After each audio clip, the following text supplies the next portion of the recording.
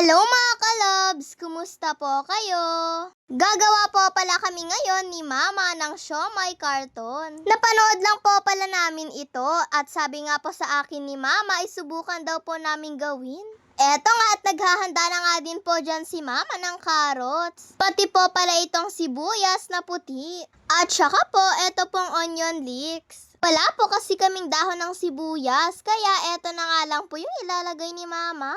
Ginamitan lang po pala yan ni Mama ng food processor. Para daw po mabilis na madurog daw po itong mabuti. Kailangan daw po kasi ay pinong-pino daw po ito. Kalahating karne ng giniling daw po pala yung ilalagay ni Mama dito. Pagkatapos ay pinaghalo-halo na nga din po pala ito ni Mama. At saka niya nga po ito tinimplahan ng mga pampalasa. Naglagay lang po pala siya dyan ng paminta, eto pong oyster sauce, asin, asukal, itlog at saka nga po pala ay etong harina. Tapos hinalo-halo nga lang po yan ni Mama ng mabuti para po mag-combine lahat ng mga pinaghahalo niya. Eto nga pong siomai wrap ay hahatiin nga lang po yan ni Mama dahil malaki daw po kasi yan masyado.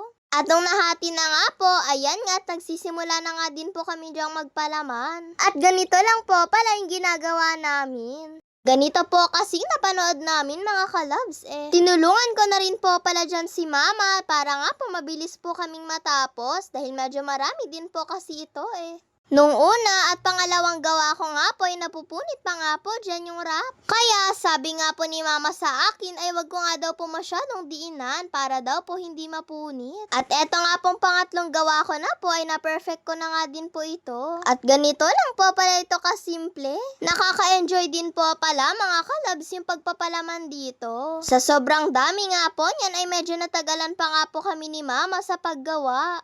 So guys, ganito po mag-fold. Fold yun lang dyan.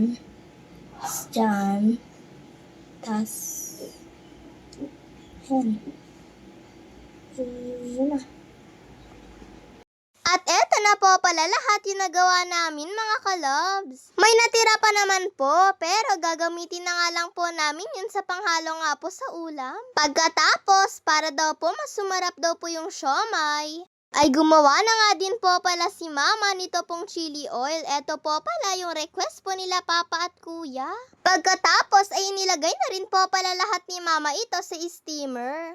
Steam lang po kasi yung gagawin niya po dito. At nung na-steam na nga din po pala ito ni Mama, ay hindi na nga din po kami makapaghintay kung ano po ba talagang lasa nito.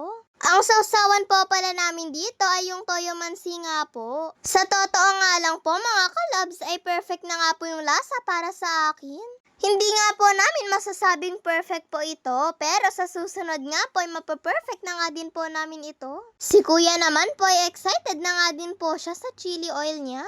At nilagyan niya na rin po pala ito pong siomai niya. Nako mga kalabs, unang subo pa nga lang po yan ni Kuya pero pinagpapawisan na nga po siya dahil po siguro sa sobrang anghang. Sobrang nagustuhan nga daw po nila ni Papa yung lasa ng chili oil ni Mama. Shoutout po pala kay Lian Chayana R. Baradillo, Mitch Ann Aying, Jillian Saavedra de la Cruz, Lucy Lusterio Agbayani. God bless to all mga kalobs. Bye-bye po!